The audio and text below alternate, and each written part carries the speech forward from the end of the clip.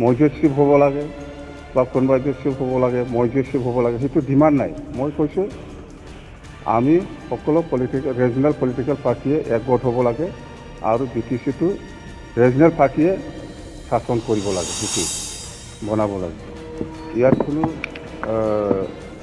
National party সুযোগ দিব নালাগে। আমি UPPLক অনুৰোধ কৰিছোঁ বা GSPকো অনুৰোধ কৰিছোঁ, মুঠতে যিমান আমাৰ ৰিজনেল পাৰ্টি আছে আমি একগোট হৈ পেলাই আমি চৰকাৰ বনাব লাগে, এইখিনি কথা। আশাবাদী মানে মই অনুৰোধ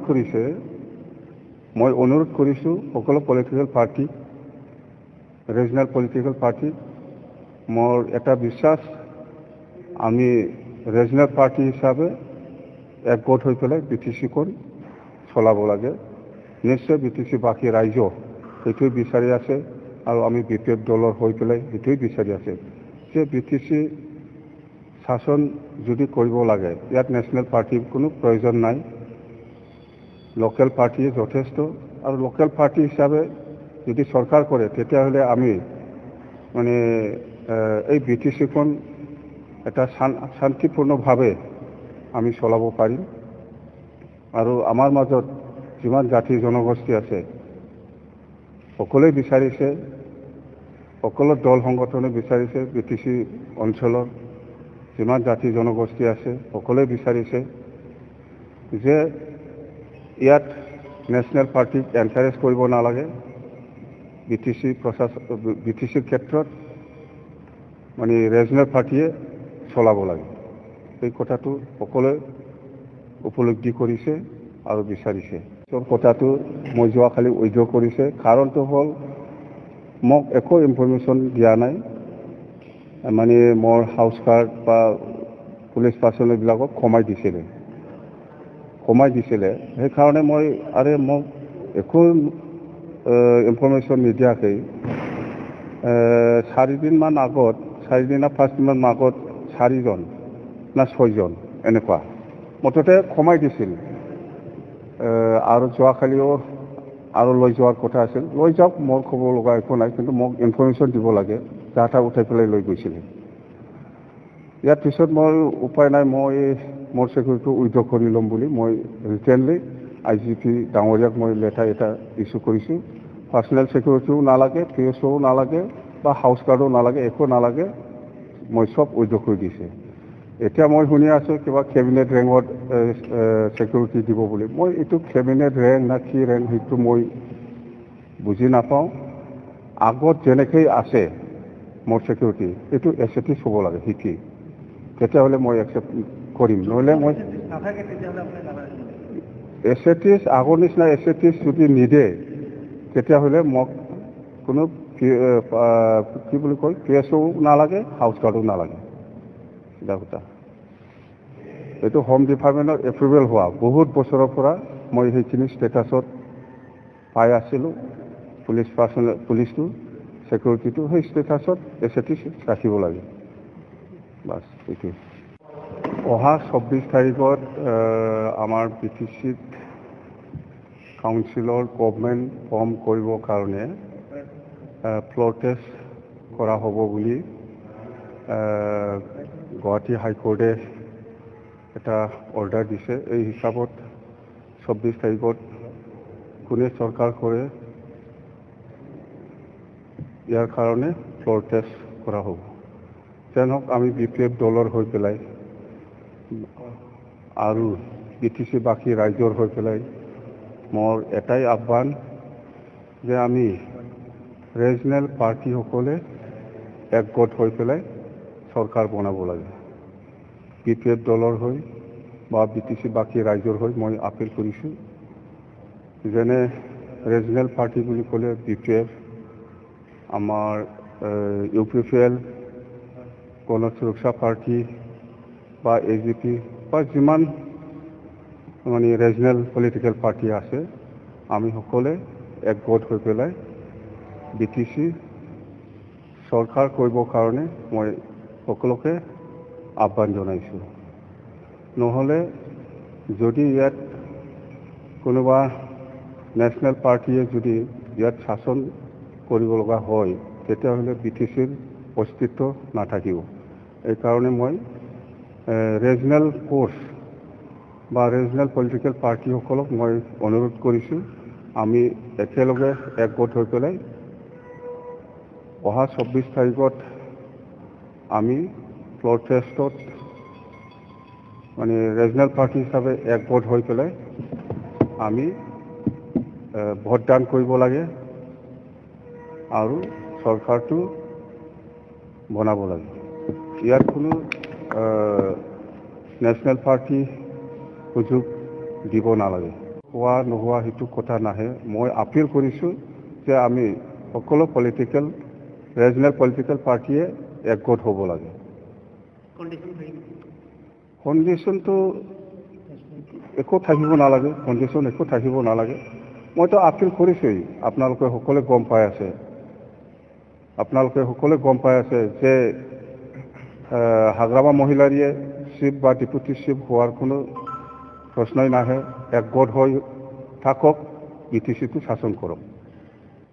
বাছ মই যে চিফ হ'ব লাগে বা কোনোবাই যে চিফ হ'ব লাগে, মই যে চিফ হ'ব লাগে সেইটো ডিমাণ্ড নাই। মই কৈছোঁ আমি সকলো ৰিজনেল পলিটিকেল পাৰ্টিয়ে একগোট হ'ব লাগে আৰু BTCটো ৰিজনেল বাছ মই যে চিফ হ'ব লাগে বা কোনোবাই যে চিফ হ'ব লাগে, মই যে চিফ হ'ব লাগে সেইটো ডিমাণ্ড নাই। মই কৈছোঁ আমি সকলো ৰিজনেল পলিটিকেল পাৰ্টিয়ে একগোট হ'ব লাগে আৰু BTCটো ৰিজনেল পাৰ্টিয়ে শাসন কৰিব লাগে, সেইটো বনাব লাগে।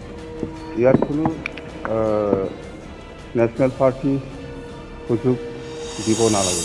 আমি UPPLকো অনুৰোধ কৰিছোঁ বা GSPকো অনুৰোধ কৰিছোঁ, মুঠতে যিমান আমাৰ ৰিজনেল পাৰ্টি আছে আমি একগোট হৈ পেলাই আমি চৰকাৰ বনাব লাগে। সেইখিনি কথা। আশাবাদী মানে মই অনুৰোধ কৰিছোঁ সকলো political party regional political party মোৰ এটা বিশ্বাস আমি ৰিজনেল পাৰ্টি হিচাপে একগোট হৈ পেলাই BTCখন চলাব লাগে। নিশ্চয় BTC বাকী ৰাইজ সেইটোৱে বিচাৰি আছে আৰু আমি BPF দলৰ হৈ পেলাই সেইটোৱে বিচাৰি আছে যে BTC শাসন যদি কৰিব লাগে ইয়াত নেশ্যনেল পাৰ্টিৰ কোনো প্ৰয়োজন নাই। লোকেল পাৰ্টিয়ে যথেষ্ট আৰু লোকেল পাৰ্টি হিচাপে যদি চৰকাৰ কৰে তেতিয়াহ'লে আমি মানে এই BTCখন এটা শান্তিপূৰ্ণভাৱে আমি চলাব পাৰিম আৰু আমাৰ মাজত যিমান জাতি জনগোষ্ঠী আছে সকলোৱে বিচাৰিছে, সকলো দল সংগঠনে বিচাৰিছে BTC অঞ্চলৰ যিমান জাতি জনগোষ্ঠী আছে সকলোৱে বিচাৰিছে যে ইয়াত নেশ্যনেল পাৰ্টিক এনকাৰেজ কৰিব নালাগে। BTCৰ ক্ষেত্ৰত মানে ৰিজনেল পাৰ্টিয়ে চলাব লাগে। এই কথাটো সকলোৱে উপলব্ধি কৰিছে আৰু বিচাৰিছে। কথাটো মই যোৱাকালি উইথড্ৰ কৰিছে। কাৰণটো হ'ল মোক একো ইনফৰমেশ্যন দিয়া নাই, মানে মোৰ হাউচ গাৰ্ড বা পুলিচ পাৰ্চনেলবিলাকক কমাই দিছিলে। সেইকাৰণে মই মোক একো ইনফৰমেশ্যন নিদিয়াকৈ 4 দিনমান আগত 4 না 5 দিনমান আগত 4জন না 6জন এনেকুৱা মুঠতে কমাই দিছিল আৰু যোৱাকালিও আৰু লৈ যোৱাৰ কথা আছিল। লৈ যাওক, মোৰ ক'ব লগা একো নাই, কিন্তু মোক ইনফৰমেশ্যন দিব লাগে। ডাটা উঠাই পেলাই লৈ গৈছিলে। ইয়াৰ পিছত মই উপায় নাই, মই মোৰ চিকিউৰিটি উইথড্ৰ কৰি ল'ম বুলি মই ৰিটেনলি IGP ডাঙৰীয়াক মই লেটাৰ এটা ইছ্যু কৰিছোঁ। পাৰ্চনেল চিকিউৰিটিও নালাগে, PSOও নালাগে বা হাউচ গাৰ্ডো নালাগে, একো নালাগে, মই চব উইথড্ৰ কৰি দিছে। এতিয়া মই শুনি আছোঁ কিবা কেবিনেট ৰেংকত চিকিউৰিটি দিব বুলি। মই এইটো কেবিনেট ৰেংক না কি ৰেংক সেইটো মই বুজি নাপাওঁ। আগত যেনেকৈ আছে মোৰ চিকিউৰিটি এইটো এছেটিছ হ'ব লাগে শিকি, তেতিয়াহ'লে মই একচেপ্ট কৰিম। নহ'লে মই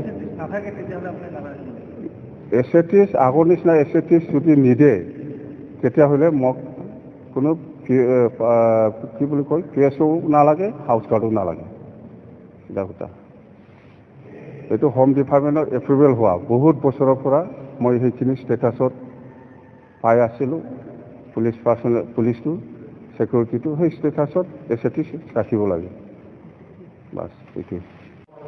অহা 24 তাৰিখত আমাৰ BTCত কাউন্সিলৰ গভৰ্ণমেণ্ট ফৰ্ম কৰিবৰ কাৰণে ফ্ল'ৰ টেষ্ট কৰা হ'ব বুলি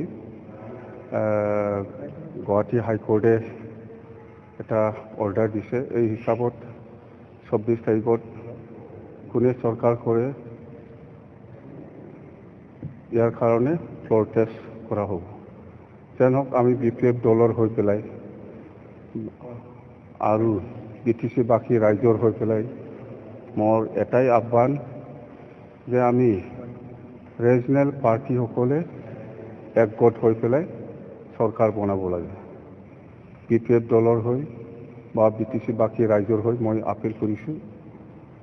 যেনে ৰিজনেল পাৰ্টি বুলি ক'লে BPF, আমাৰ UPPL, গণ সুৰক্ষা পাৰ্টি বা AGP বা যিমান মানে ৰিজনেল পলিটিকেল পাৰ্টি আছে, আমি সকলোৱে একগোট হৈ পেলাই BTC চৰকাৰ কৰিবৰ কাৰণে মই সকলোকে আহ্বান জনাইছোঁ। নহ'লে যদি ইয়াত কোনোবা নেশ্যনেল পাৰ্টিয়ে যদি ইয়াত শাসন কৰিব লগা হয়, তেতিয়াহ'লে BTCৰ অস্তিত্ব নাথাকিব। এইকাৰণে মই ৰিজনেল ফ'ৰ্চ বা ৰিজনেল পলিটিকেল পাৰ্টিসকলক মই অনুৰোধ কৰিছোঁ, আমি একেলগে একগোট হৈ পেলাই অহা 24 তাৰিখত আমি ফ্ল'ৰ টেষ্টত মানে ৰিজনেল পাৰ্টি হিচাপে একগোট হৈ পেলাই আমি ভোটদান কৰিব লাগে আৰু চৰকাৰটো বনাব লাগে। ইয়াত কোনো নেশ্যনেল পাৰ্টি সুযোগ দিব নালাগে। হোৱা নোহোৱা সেইটো কথা নাহে। মই আপিল কৰিছোঁ যে আমি সকলো ৰিজনেল পলিটিকেল পাৰ্টিয়ে একগোট হ'ব লাগে। কণ্ডিশ্যনটো একো থাকিব নালাগে, একো থাকিব নালাগে। মইতো আপিল কৰিছোঁৱেই, আপোনালোকে সকলোৱে গম পাই আছে। যে হাগ্ৰামা মহিলাৰীয়ে চিফ বা ডেপুটি চিফ হোৱাৰ কোনো প্ৰশ্নই নাহে। একগোট হৈ থাকক, BTCটো শাসন কৰক। বাছ মই যে চিফ হ'ব লাগে বা কোনোবাই যে চিফ হ'ব লাগে, মই যে চিফ হ'ব লাগে, সেইটো ডিমাণ্ড নাই। মই কৈছোঁ আমি সকলো ৰিজনেল পলিটিকেল পাৰ্টিয়ে একগোট হ'ব লাগে আৰু BTCটো ৰিজনেল। বাছ মই যে চিফ হ'ব লাগে বা কোনোবাই যে চিফ হ'ব লাগে, মই যে চিফ হ'ব লাগে।